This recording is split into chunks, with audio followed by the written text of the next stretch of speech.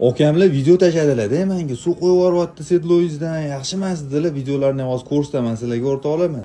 Men bu xomatimizdan ot boryapti. Men qotirsam ham baribir suv chiqib ketyapti-da.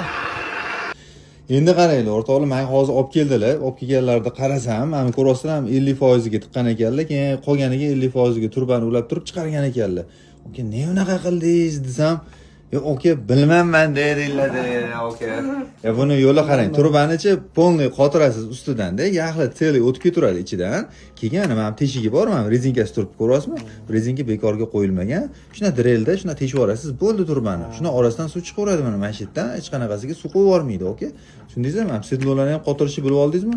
Rezinkalarni to'g'ri qo'ygansiz. Shundan ustiga bosasiz, mana bularni qotirasiz, to'g'ramasan. Bu yoqdan suv qo'ymadi. Yo'q. Faqat mashitdan muammo bo'ldi. Ha, bo'ldi, oka, muammo emas shuni. Chiq so'si ham hassos o'ysin degani shu ekanda. Shunaqa, oka. Orliga shunaqa. Shunaqa foydali ma'lumotlarni o'tkazib yubormaslik uchun bitta obuna bo'lib qo'yamiz, joningiz sog' bo'lsin. Aka, rahmat aka. Sizni ham rosa qiynadim, men boshingizni qotirdim. Bitta teshmaganligim tufayli qarang nimalar bo'ldi. Mana 1 gram tomchi suv yo'q, tomchi. Men bitta endi bo'lyapti, futdentda o'raveraman bu tomchilarga. Motor ham ishlashi yaxshi, obratga ham zo'r tushdi. Bitta mashina qarang teshmaganimga fantan bo'lib ketayotgan o'sha kuni. Yo'nqisiga suv tez tugab qolishiga ham mashinaga ham suvlar ham sabab bo'layotganiga.